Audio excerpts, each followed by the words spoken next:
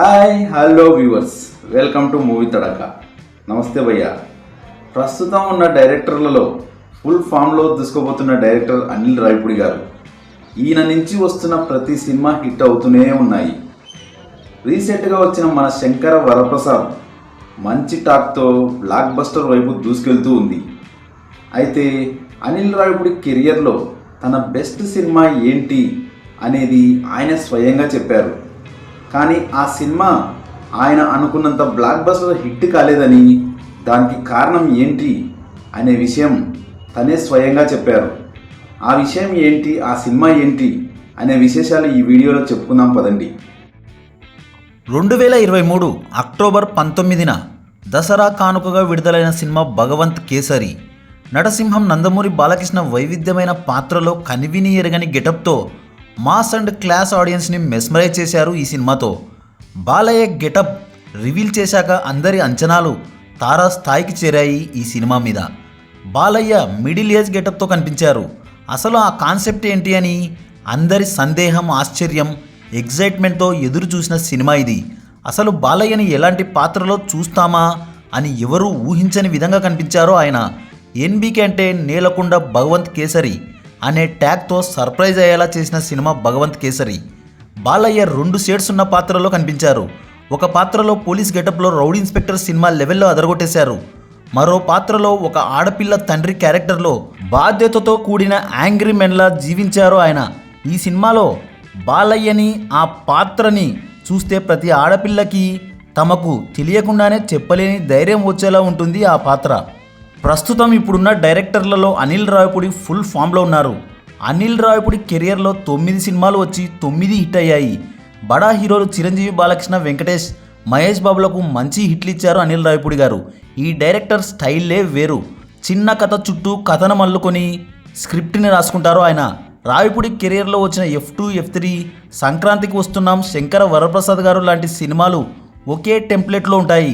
అదే స్టైల్లో ఉన్నప్పటికీ ప్రేక్షకులు ఆదరిస్తున్నారంటే దానికి కారణం రావిపూడి ట్రీట్మెంట్లో మ్యాజిక్ ఉంటుంది. ప్రేక్షకుడిని 2.5 గంటల సేపు బోర్ కొట్టకుండా మేనేజ్ చేసే టాలెంట్ ఆయనది. దిగ్గజ నటులు చిరంజీవి, బాలకృష్ణ, వెంకటేష్ గారిని డీల్ చేశారంటే అక్కడే అర్థమవుతుంది ఈయన టాలెంట్. చిరంజీవిలోని వింటేజ్ గ్రేస్ని అద్భుతంగా వాడారు. బాలయ్యలోని డైలాగ్ పవర్ని మహా అద్భుతంగా వాడారు. ఇక వెంకీ గురించి చెప్పేదేముంది, రావిపూడి సినిమాలకి బ్రాండ్ అంబాసిడర్ వెంకీ గారు. అయితే ఈ 9 సినిమాలలో ఒక సినిమా స్క్రిప్ట్ కోసం అనిల్ రావిపూడి గారు తన ఫుల్ స్ట్రెంగ్త్ని వాడారు. ఆ సినిమా మరేదో కాదు, భగవంత్ కేసరి. బాలయ్యని సరికొత్తగా ఎవరు ఊహించని విధంగా చూపించాలనే తపనతో ఈ సినిమా తీశారు ఆయన. రావిపూడి కెరియర్లో అన్ని సినిమాలకి ఈ సినిమాకి చాలా తేడా ఉంటుంది. మిగతా సినిమాలలో చిన్న కాన్సెప్ట్ ఉండి కామెడీ ఉంటుంది, కానీ భగవంత్ కేసరిలో బలమైన కథనం ఉంటుంది. ఈ సినిమా అనిల్ రావిపూడి హోప్స్ పీక్స్లో ఉండేవి. అయితే ఈ సినిమా ఫుల్ పాజిటివ్ టాక్తో హిట్ అయింది. మంచి ప్రీ రిలీజ్ బిజినెస్ చేసుకుని బ్రేక్ ఈవెన్ కూడా అయింది. మంచి లాభాలే వచ్చాయి. మినిమం బడ్జెట్తో వచ్చి ప్రాఫిట్స్ తెచ్చిపెట్టిన సినిమా భగవంత్ కేసరి. అయితే రావిపూడి గారి నిరాశకి కారణం, ఆయన ఈ సినిమాని blockbuster hit and regional industry hit చేయాలనుకున్నారు. అది సాధ్యం కాలేదు. హిట్ అయింది కానీ సూపర్ బ్లాక్ బస్టర్ హిట్ కాలేదని ఆయన ఆవేదన. దానికి కారణం కూడా ఆయనే చెప్పారు. ఆ కారణం ఏంటి అంటే, ఈ సినిమా రిలీజ్ అయిన టైంలో మన ముఖ్యమంత్రి చంద్రబాబు నాయుడు గారు కొన్ని అనివార్య కారణాల వల్ల జైల్లో ఉన్నారు. ఆ టైంలో ఈ సినిమాని నందమూరి అభిమానులు, తెలుగుదేశం కార్యకర్తలు ఆస్వాదించలేని పరిస్థితి. చంద్రబాబు నాయుడు జైల్లో ఉండడంతో అభిమానులు బాధలో ఉన్న టైం అది. అటువంటి సమయంలో సినిమా గురించి ఎవరూ ఆలోచించలేదు. అభిమానులు అలాంటి పరిస్థితుల్లో ఉన్న కుటుంబ ప్రేక్షకులు, సినీ ప్రియులు ఈ సినిమాని హిట్ చేశారు. సినిమా కాన్సెప్ట్ బాగుండడంతో ఫ్యామిలీ ఆడియన్స్ బ్రహ్మరథం పట్టారు ఈ సినిమాకి. నందమూరి అభిమానులు పట్టించుకొని ఉంటే ఈ సినిమా బ్లాక్ బస్టర్ హిట్ అయి ఉండేది అని రావిపూడి గారి ఆలోచన. ఏది ఏమైనా అనిల్ రావిపూడి కెరియర్లో ఆయన బెస్ట్ సినిమా అంటే భగవంత్ కేసరి అని ఆయనే స్వయంగా చెప్తూ ఉంటారు. మన ఇళయ దళపతి విజయ్ కెరియర్లోని చివరి సినిమా జననాయగన్. ఈ సినిమా స్క్రిప్ట్ భగవంత్ కేసరిదే. ఆయన చివరి సినిమా ఈ స్క్రిప్ట్తో సెలెక్ట్ చేసుకున్నారంటే అక్కడే అర్థమవుతుంది ఈ స్క్రిప్ట్ ఎంత బలమైనదో అని.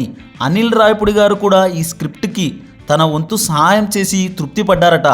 బాలయ్యని విజయ్ గారు మ్యాచ్ చేయగలరా అనేది చూడాలి. మరి మరో ఇంట్రెస్టింగ్ టాపిక్తో మళ్ళీ కలుద్దాం.